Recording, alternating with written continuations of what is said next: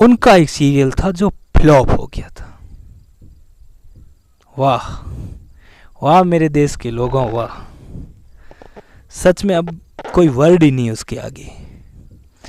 चलिए मैं इस चीज के ऊपर नहीं बात करते हुए जोधा की आपको पूरी कहानी बताता हूं।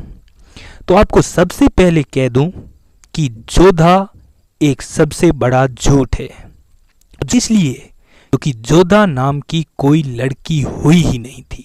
कोई औरत का जोधा नाम का किसी औरत का अस्तित्व ही इतिहास में नहीं है। ये मन घड़त कहानी है। अब आप लोगों में से, वैसे आप लोग तो मेरी बात को ध्यान से सुनेंगे, लेकिन कुछ लोग हैं जो राजपूतों को कुछ और ही बोलते हैं, मतलब पता नहीं कितने गंदे वर्ड बोलते हैं। मैं उनका नाम नहीं लूँगा, आप लोग देख सकते हो। भाई आप परशुराम जी के भक्त हो, तो मैं भी परशुराम जी को बहुत मानता हूँ, लेकिन आप इस बात को मत भूलिए कि परशुराम की हार भी आखिर में एक क्षत्रिय के हाथों ही हुई थी।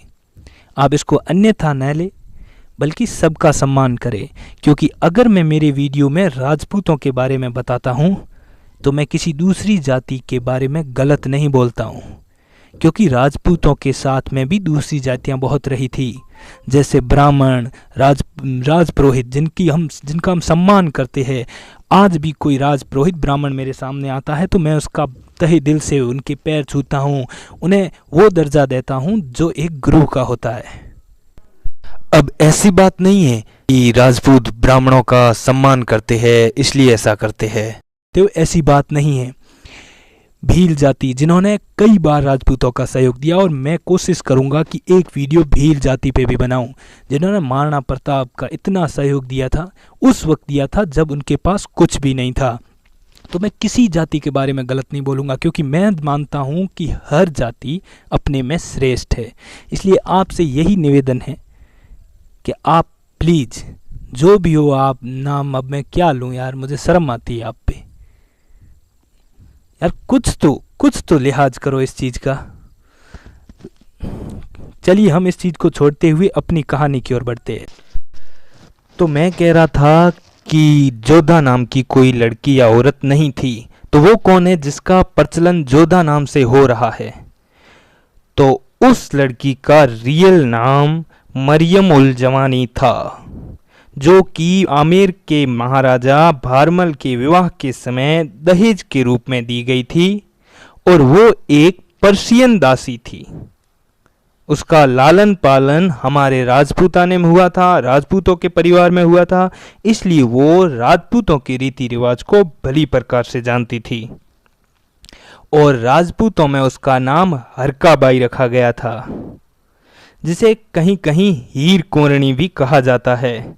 यह राजा भारमल की एक चाल का हिस्सा थी कि उन्हें अकबर के साथ विवाह करवाया गया। हुआ यह कि जो हीर कुंवर या हरकाबाई भारमल के दहेज में आई थी, उनकी माता ने भारमल से एक वचन लिया था कि मैं मेरी पुत्री को आपको सौंप रही हूँ, तो इसका आप लालन पालन अपनी बेटी की तरह करना, और इसे कभी भी दासी की तरह दुख मत पहुंचाना। राजा भारमल ने उन्हें वचन दिया था कि वो इसका विवाह किसी शाही खानदान में करेंगे। फिर एक बार अकबर ने राजा भारमल के सामने उनकी पुत्री से विवाह करने का प्रस्ताव रखा। भारमल एक राजपूत थे और वो नहीं चाहते थे कि किसी मल्लेच के साथ उनकी पुत्री का विवाह हो, इसलिए उन्होंने इस प्रस्ताव को सिरे से नकार दिया। लेकिन बाद में उन्हें एक युक्ति सूझी, उन्होंने अकबर का प्रस्ताव स्वीकार कर लिया और उस हरकाबाई या हीर कोरानी को अपनी धर्मपुत्री बनाकर अकबर के साथ उसका विवाह कर दिया। भारमल के द्वारा खुद उसका कन्यादान करने पर उसको भारमल की ही पुत्री समझ लिया गया, और कई बेवकूफ लोग उसे सचमुच की पुत्री मानकर उसका नाम जोधा पता नहीं कहाँ से रख लिया, और आज वो जोधा और अकबर की कहानियां बना रहे, क्या क्या कर रहे पता नहीं। अगर सही ढंग से देखा जाए तो यह एक राजपूत की कूटनीति थी। भारमल ने उन मल्लेच्छों को जवाब उन्हीं की भाषा में दिया था।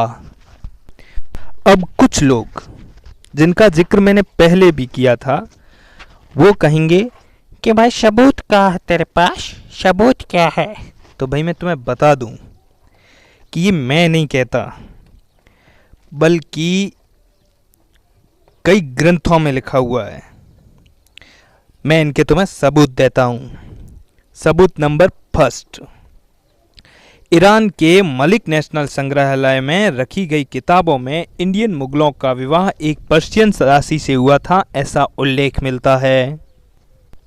सबूत नंबर 2, खुद मुगलों के ही एक ग्रंथ अकबर एक महूरियत में लिखा हुआ है कि हमें इस निकाह पर संदेह है, क्योंकि राजभवन के किसी भी व्यक्ति की आंखों में आंसू नहीं आए थे और विवाह की कुछ रस्में पूरी नहीं की गई थी, जैसे कि गोद भराई की रस्म भी पूरी नहीं की गई थी।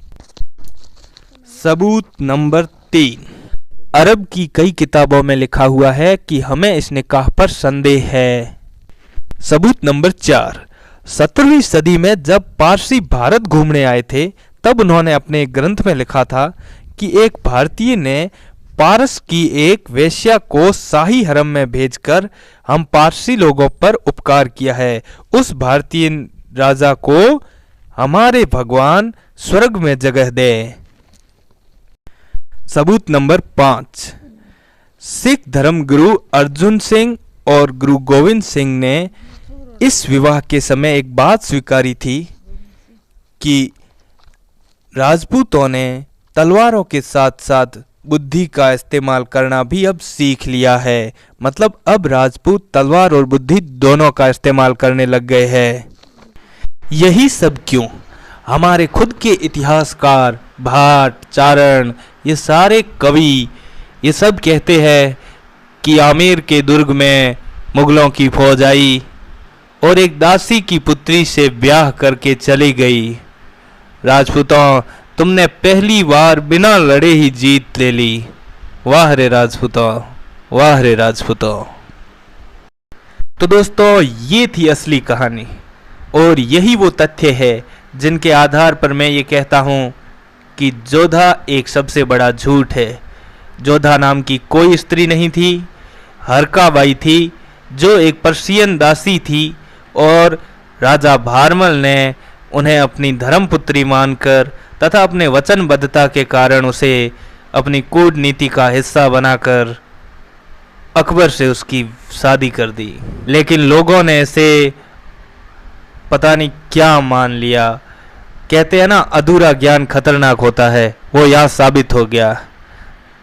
तो अब शायद कोई डाउट नहीं रह गया होगा। तो अगर आपको मेरा ये वीडियो पसंद आया हो तो लाइक कर दें और वीडियो को शेयर, और चैनल पे आप नए हो तो चैनल को सब्सक्राइब ज़रूर कर दें। इस तरीके से जो सब्सक्राइब बटन आएगा उसे दबा दें। जय माँ भवानी, जय राजपूताना, जय हिंद।